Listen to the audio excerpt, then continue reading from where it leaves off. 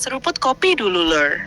Bayangin ya, lagi santai di pelabuhan Tanjung Priok, tiba-tiba nongol kapal perang tetangga gagah bawa senjata. Tapi netizen langsung mikir, lah ini mampir silaturahmi apa sekalian nanya beras? Jadi ceritanya, kapal perang milik Tentara Laut Diraja Malaysia yaitu KD Lekir merapat ke Jakarta. Ini bukan kapal kaleng-kalengnya, ini korvet kelas Kasturi, kapal tempur multirole yang bisa dibilang tulang punggung laut Malaysia. Kedatangannya disambut sama Komando Daerah Angkatan Laut Li.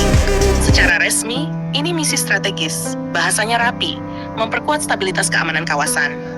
Tapi kalau versi warung kopi, ini lagi patroli atau lagi kulon-wun sambil lihat-lihat stok logistik. Sekarang kita bahas seriusnya dulu, Lur, biar kontennya tetap daging. KD Lekir ini punya peran penting sebagai kapal tempur multiguna. Artinya dia bisa dipakai buat berbagai skenario, patroli laut, perang permukaan, bahkan anti kapal selam. Kapal ini bukan cuma buat gaya-gayaan lewat doang, tapi memang didesain buat tempur.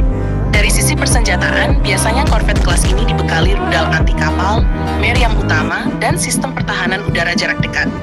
Jadi kalau ada ancaman, dia nggak cuma lari, dia bisa lawan balik. Itu yang bikin kapal seperti ini penting dalam menjaga perairan regional.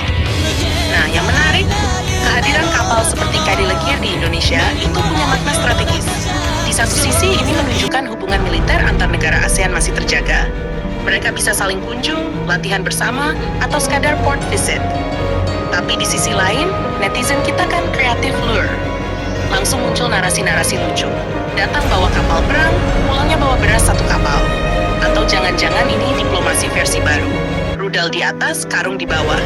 Padahal kenyataannya ya nggak sesimpel itu. Urusan logistik pangan itu beda jalur sama militer.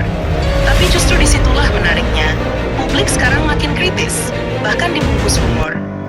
Kalau kita tarik lebih dalam, kehadiran kapal seperti KD Lekir juga jadi pengingat bahwa kawasan Asia Tenggara itu sebenarnya cukup dinamis.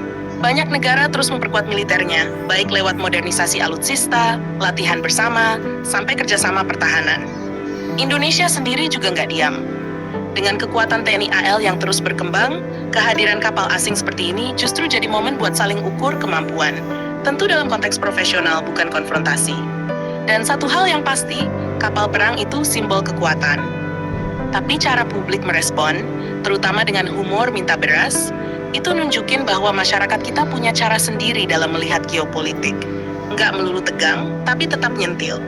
Jadi kesimpulannya, Lur, KD Lekir datang bukan buat minta beras, tapi buat misi resmi memperkuat hubungan dan stabilitas kawasan. Tapi karena netizen Indonesia levelnya udah beda, yang serius bisa tetap jadi bahan bercandaan. Dan justru dari situ, konten kayak gini jadi hidup. Ada analisis, ada realita, ada juga bumbu warung kopi yang bikin makin relatable. Jangan lupa subscribe, like, dan komen di bawah sambil ngopi.